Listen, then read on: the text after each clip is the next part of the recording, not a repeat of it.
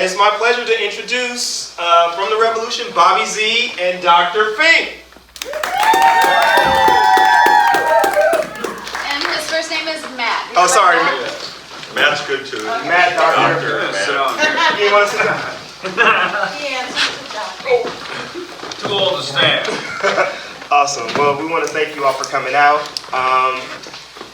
If you want to just tell us a little bit about your background, your musical background, and as it relates to Minneapolis, and how you got hooked up with Prince and all that good stuff. Be great. Go ahead.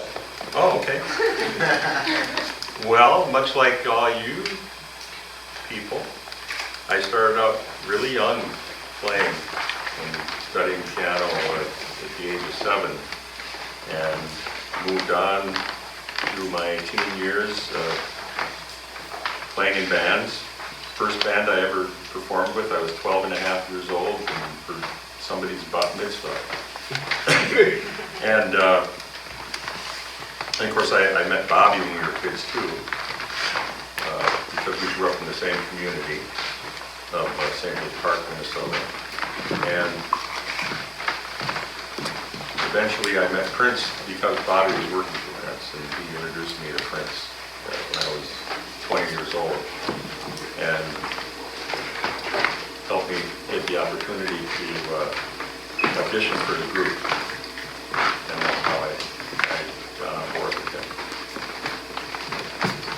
That's a pretty quick synopsis. Yeah, well, I'm sure there's questions, but yeah, I started young, imitating my older brother's band. The Minneapolis music scene was pretty thriving when I was 5, 6, 7 years old. It was regional radio plays, so you could call up the local radio station and get a local group on the radio. Big difference, you know, 'cause so people were, that was kind of the social media. You're calling the radio station requesting your record. And then they get you on the radio, and I dedicate this to my friend and stuff. So that really, when we're hearing my brother's records on these radio stations, KWB still exists, but WDGY as well, and it was kind of a 1-2 punch. And then we get excited, and when we'd see the Beatles on TV, and we'd play and we'd imitate, and that's what we were doing. So we got to that point, and then after high school, you know, you're looking for songwriters, you know, Matt and I. Some people are musicians, they go off and play with orchestras, and some people play, most people try rock and roll. So I was always looking for somebody who is the best lead singer and songwriter, and kept looking for that until I, you know, stumbled upon Prince. And that's a whole other story, but that's my story in a nutshell. So we're just going to dialogue. So if you have questions, you can just jump right in and ask them anything you like. Again, they've worked with Prince. Yeah, don't be afraid. Yeah. What's the songwriting process like? Go ahead. That's really interesting because you know, it really varies with either doing it for yourself or for another artist. If you're producing, you know, and you're co-writing with somebody, or if you're writing for yourself. So there's those two things that come into play. When I worked with Prince, he always would, you know, write the songs primarily himself, but once in a while he would take an idea from band members. He was the main lyricist, and for the most part he did the majority of the lyrics, but occasionally I would present him with a little music idea, and he would like that. Or sometimes while we were just jamming, just improvising off the top of our heads at like a rehearsal or a sound check at a show, something would crop up that would come out of me that he would latch onto and really like. So that happened a few times over the years, and he would build a song around that, and that's how that occurred. But now, as I'm older and I'm running my own studio and I'm writing with other people who come in who require me to help them produce or write songs for them, you have to interview the artist in such a way to find out what they're looking for, and then cater to their needs. You know, find out what style they like, the style that they're trying to do, the genre that they're in. You know, some producers specialize in specific genres. kind of like that, although I can, you know, get cross over to different genres, but I've tried just about everything, but I don't profess to be the most proficient at one or the other. But pop music is more of my specialty, and rock, things like that. So, Did you guys write like the background music for Prince? Did you write lyrics or did he write stuff? A lot of it, I mean, even if we did it, he came up with it. Very well. Even if you did it, he put it in your head, so it's just, it was so intense that it's really hard to describe. It's not like a normal person of any degree musically. It's a super duper genius that you're just trying to keep up with minute by minute. Yeah, exactly. I mean, I was always wanting to collaborate with him, but he didn't really need to collaborate. No, he's so far ahead of Yeah, you. yeah, anyway. In the bar, in Yeah. in the measure, he's so far ahead of you. In the melody, he's so far ahead of you in the rhythm that you just are just trying to keep up, literally.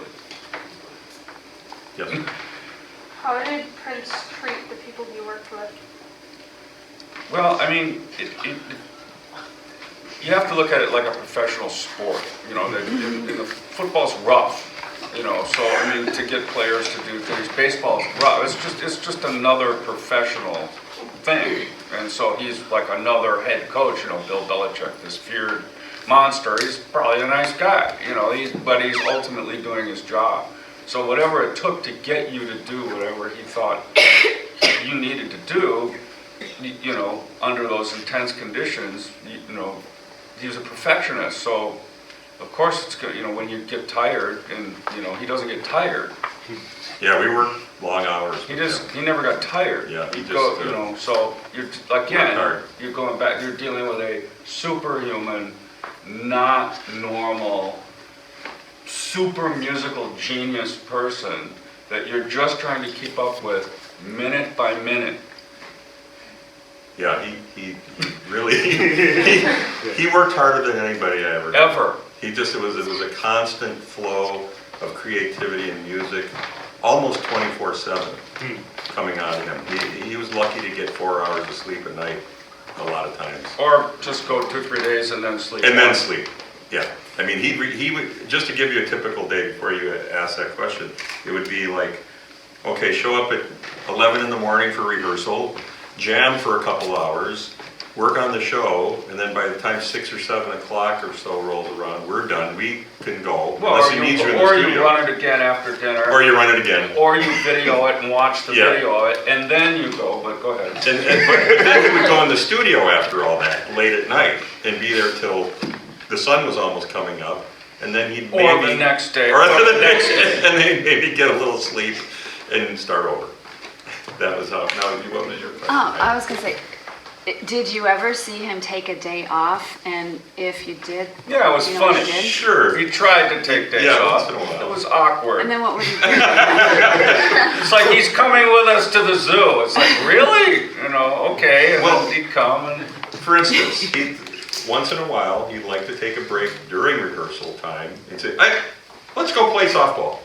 So he'd get everybody out, and we'd go walk down to the local softball People field, scrambling to the store to get get softball stuff, bats. and then we'd have a softball game. Oh, let's play basketball for a little while. You know, he always had basketball. Ping court pong was set the up. big- Ping pong, we used to In the try to- winter, of course, inside. There was recreation, don't get us wrong. It's not. Very competitive recreation. Yeah. Very competitive. Pool, well, you know, so there was all this stuff, but it was always, you know, with an air of seriousness and, you know, a winner of the game, and, you know, definitely he wanted to score points, you know, seriously never, kind of like, if your question is, did he take a day off? No. Not really.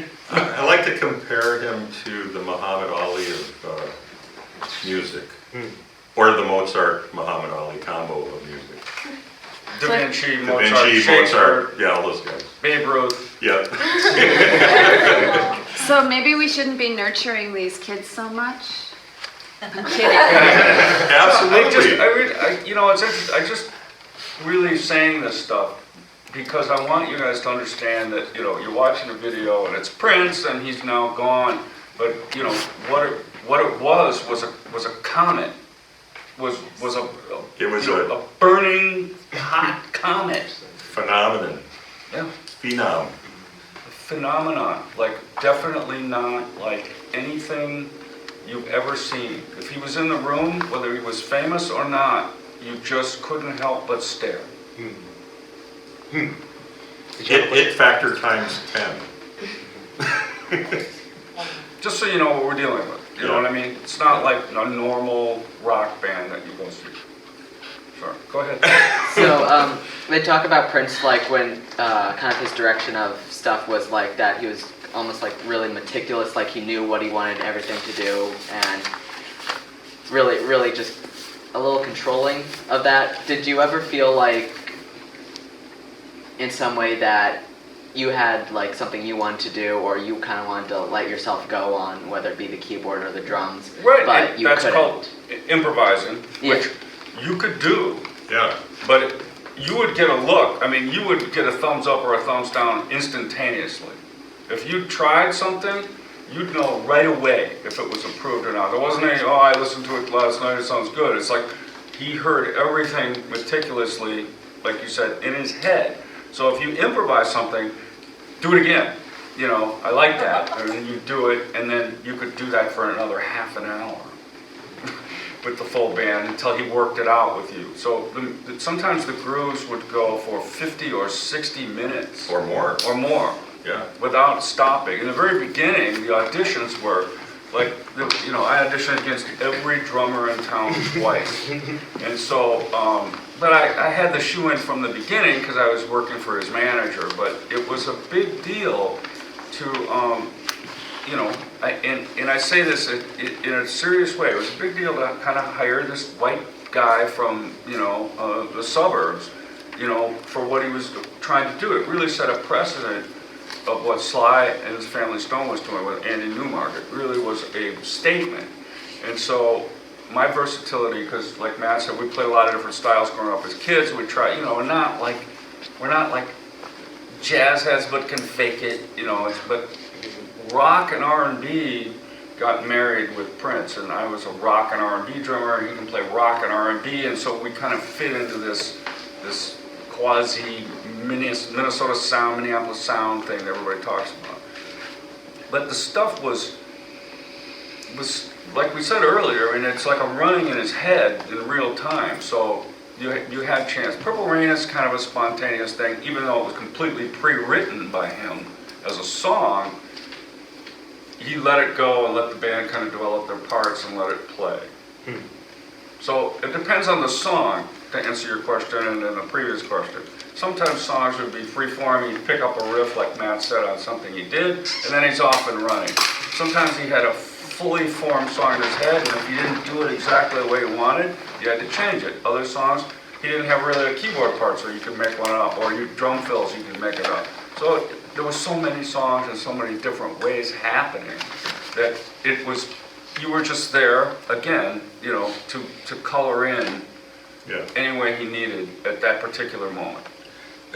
I do recall, and I've said this in other Q&As like this, that at one point he got to such proficiency with what, like you said, what he wanted, and he'd hear it in his head, and it would be translated from brain to hand instantaneously with no mistakes. Any part that he would play on a keyboard or a guitar or whatever he was doing, it would just come out and flow without having to do again. It would be like one take. It was effortless. Effortless, hearing it, and it would go. There was no mistakes.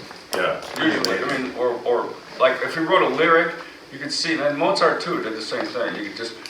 He'd write out a manuscript, there'd be like very few corrections, like little stuff, like and to the, just minor corrections, it just, I mean, some songs I'm sure he struggled with, but for the most part, it was a flow, for sure. Yeah. When you were with Prince, was there any performance you that like? Did it like at all? I mean, sometimes you don't feel like playing, you don't play very well, but he instilled in a professionalism in us to this day. I mean, we really don't have to rehearse that much because he treated it in a very athletic way with a lot of discipline, like you would prepare for like a match of some kind. And so when you get in front of these big crowds of like 20,000 screaming people and you didn't feel quite right, you had this rehearsal to the routine of your gymnastics routine, your Olympic thing that you're running through each night is so rehearsed and so practiced that that it really takes it up a level, even if you're not there. You know what I mean? It's just second nature. So it was really drilled in a way, even for him, that even if he was a little off, the audience would never know. But to answer your question, yeah, there was some nights that I was personally terrible. Yeah, there could be mistakes here, at the time. But I always found when he would present a new album that was finished to go learn, maybe we played on one or maybe a couple of the songs, but then the rest of it was all him in the studio, or him in a combination of some of the other band members in the studio. And he'd say, here you go learn that and show up at rehearsal. Learn it by ear. He never gave me chord charts to read or any written music. Oh yeah, you had to be a mind reader to work with him too. And you have to be a mind reader. So what I did is I learned how to write chord charts for myself and notes and all that and transcription. So I could follow what was going on in the initial rehearsal so I could read my charts, because I knew I'd never be ready in time, memorized with all the songs and arrangements. And then of course once the album version is charted out, he always changes it anyway for live, and the arrangements do certain things with transitions that change into other songs, and yeah, it became a living and additional stuff that he would put in the song to change it up. And then once we were on the road, he would change it up again. daily. Daily. Daily. At sound check, and you'd do sound checks for 3 hours. They were sound check rehearsal, and then that night, we're going to do this new tonight. New arrangements, new songs. He did it to himself. Because he was bored. He just wanted variety to happen. So I would record this stuff on a boombox and take it into the dressing room and listen to it again after, so I could try to remember what we were going to do that night. And believe me, there were a few train wrecks in spite of that. And some of the band members would say, what did we just do? Can you help me remember what that was? I said, you got to get a boombox and record everything like I've been doing. And everybody learned to do that, make sure they had a recording so they could, There were still train wrecks. But it was still train wrecks anyway, in spite of that. It all depends how bad the train wreck was. Either he Yeah. laughed or it was bad. If he screwed up, there was just, put it this way, the guy's changing the show every day, is what we're saying. Yeah. We watched a little bit of the Purple Rain tour this morning. Oh, sure. And we watched the section from I Would Die For You to Baby I'm a Star, which is completely different from the album. Yeah. Is that an example of what you're talking about? Exactly. Just- That was a game of Exactly. Simon Says. That And- was really just basically James Brown on steroids. And, Yes. Yeah, because we saw him holding his hand up and all. Yes. What was that about? Could you guys talk about that? It was having such control over a band in front of an audience like you've never seen. It was all about just the power of this music stopping and starting at his whim, and how exciting that was for, that the tension he would create in the silence. That's the thing about Prince. It's what he left out. It's what he left out. It's the bar of 4, but it's on the 3 that he's emphasizing something. Most people would never do that. A cymbal crash is on the 3, and it emphasizes all this strange empty space. So when Baby I'm a Star, when it stops, you're waiting for the horn punches, the whole band and the whole room is shaking. Yeah. And you can feel it, and that's right where he wanted it. We also listened to When Doves Cry this morning, and I told him that you did that solo on there. Could you talk about how that kind of came together? And Well, No, that really wasn't him. Oh, that was not you. I'll explain that. It was There's other slowed down. songs where I did solos, but that one, I'll let you in on a little secret. He slowed the tape down to Beatles trick. half speed. That's called very speeding the tape. Okay. So it goes basically 1 octave lower in speed and slows down that much to accommodate that. So he played the solo at half speed, figured it out, wrote it the way he wanted to on the synthesizer, and then sped it back up to normal speed, and that was how that solo was done.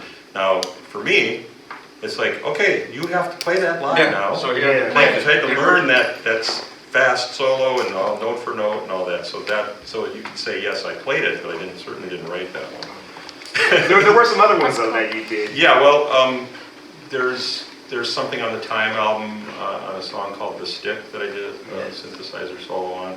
Also, Baby I'm a Star at the end. There's a song called Head on the third album, Dirty Mind album, that's a synth solo that I did. That's probably about it. Okay. Yeah. You know, if you listen back to the Beatles song In My Life, that was when they first slowed it down. George Martin was the producer of that. They slowed it down, they did this harpsichord solo, and it's got this really fast run at the end. That's because he slowed the tape down. So these studio tricks were, you know, as studio started to be after the 50s when multi-track and 60s, you know, the first 3 and 4 tracks, they were making the Beatles made Sgt. Pepper on a 4-track. So, Yeah. you know, you have to, all these experiments were starting to be done with Jimmy Page and Led Zeppelin and all this stuff. And Prince was a master in the studio and incorporated all these tricks, you know, that were part of the production process. As a producer, he was an amazing record producer, that he could, you know, mix it and do it himself, you know, from start to finish. That's hard to do.